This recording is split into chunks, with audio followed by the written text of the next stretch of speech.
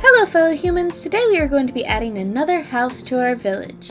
Since this house is in between two of our other remodels, it definitely looks like it's in need of a remodel itself. Like most of the other houses in the village, the block palette is simple. It's made up primarily of oak and cobblestone.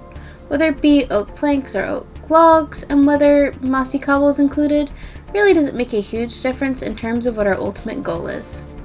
Now that the house has been cleared, we can begin working on our wall layout just as we have before. One of the struggles here was definitely the fact that there's that little cliff or that dip in over by the other small house that I've done.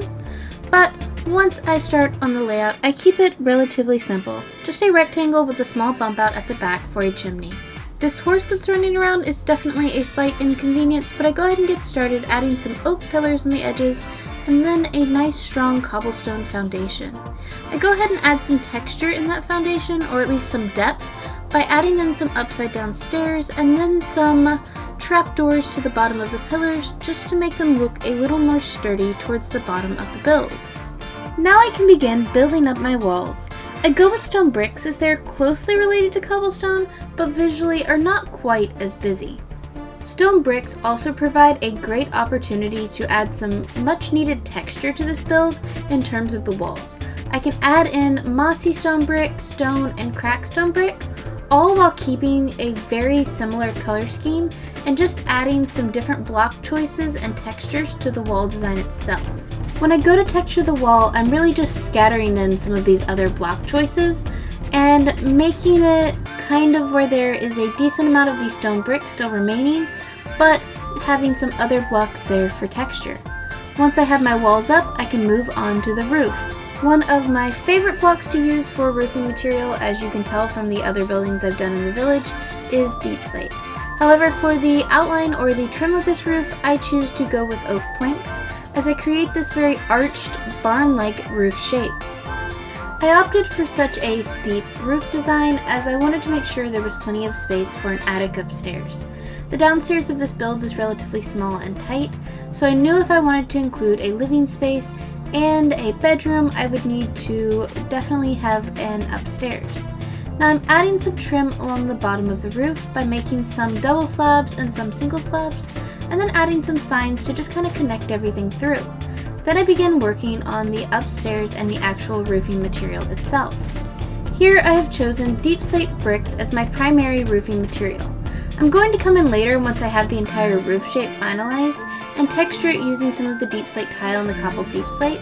However, I find going ahead and putting it in as one solid material definitely helps me be able to visualize the shape to make sure it's what I want before I go in with all of that texturing. Now, I want this roof to have a small little dormer here in the middle section, just because otherwise it creates a very large flat space, and with this being a side of the house that is facing the road, I want to make sure it's not very flat, right, in terms of its visual interest. In addition to providing visual interest, the dormer also provides a great way for there to be some additional space in that upstairs attic room, which is, I believe, what I want to make the bedroom. Now, I begin playing around with a front porch on the front of the house.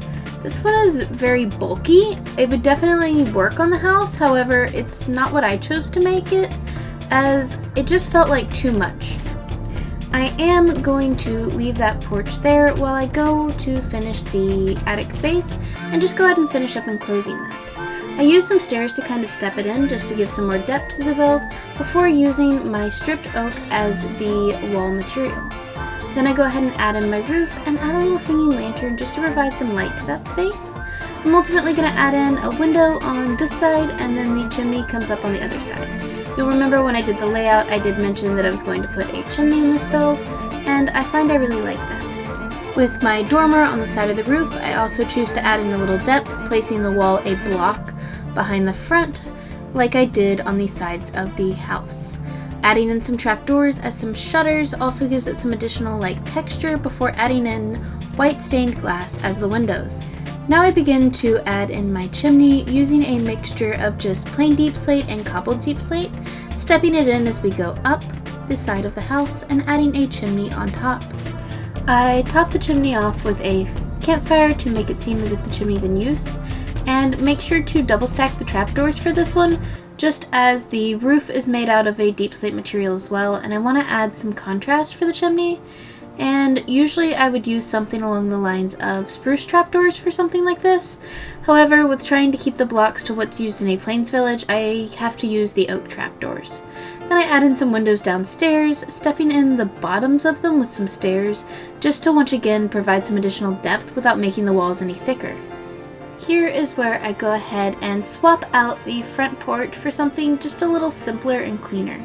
I use campfires as my roofing as they already have that nice oak texture, but they're a lot thinner than using slabs. I then build up the front porch area, making a trapdoor railing. I start out with those oak logs at the bottom, but I end up swapping them for these walls as it just looks a little smoother. I then add some stair detailing on the side like I had around the sides of the building, and add a stair walkway on the front to let you go ahead and get up to the porch and the house itself. I add some tuff underneath those stair details just so it looks like it's a little more of a secured foundation. Now I move on to texture the roof. I use the deep slate tiles and the cobble deep slate to texture my deep slate bricks. I waited until this point in time of the build to go ahead and do this as I don't want to have to restructure the roof and then go in and retexture the roof at the same time.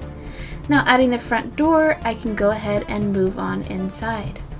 On the inside, instead of adding an actual fire to the fireplace for the outside, I add a furnace and a smoker as that just seems like a more practical use for this space. I then go ahead and make this entire side of the build into a kitchen-like area with a storage with the oak door and then just a little countertop made out of the loom. I find looms look like nice open storage quite easily as they look like open shelves. I then make a small table off to the side before adding in my roof structure or my ceiling structure, making it once again just out of simple oak planks. I then play around with trying to add stairs, but they really just don't work in this space, so I end up having to opt for a ladder over off to the left right here. Once I have that ladder in, I can begin adding the rest of my living room downstairs with a couple of couches in this corner and just a little table. I work really hard to make sure the barrel is upside down as I wanted to use that top texture for what I ended up putting my flower pot on. I find the bottom texture of a barrel is a lot nicer than the top texture. Adding in a couple paintings, I am ready to go ahead and move upstairs to our final bedroom. You'll see I also went ahead and added that painting over the table, which just adds a nice touch. Upstairs, I step the bed one away from the wall so that I can get this nice headboard, using those looms once again as end tables and adding some lanterns in the corners. I play around with what I want to make this headboard out of, but I ultimately keep it simple, using the cobbled deep slate and throwing just a simple painting on the wall.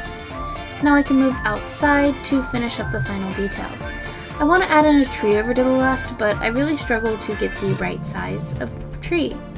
To start, I get this really short tree, and then when I grow it now, I end up with this very large tree. I end up having to remove all of them, and ultimately, I believe I just decide to make a custom tree. It gives me more time to spend on the landscaping, and I don't have to worry about a giant tree that's going to cause me to end up just obscuring all of my view of the house.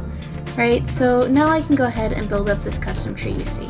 It also lets me make sure that it's high enough over the walkway that the villagers will still be able to pass underneath it. It's the kind of thing where a tree would kind of grow over a path like this if it was close to the house and around the house itself as it became a much larger tree. So you'll notice the small tree fit very well, and as the tree grew, it would have grown over the pathway. Scattering in some grass and some flowers are the last final touches to this build. As we move into the screenshot stage of the video, be sure to leave a like if you enjoyed, subscribe for more builds, and let me know down in the comments which building is part of the village you'd like to see me remodel next time. So until then, goodbye!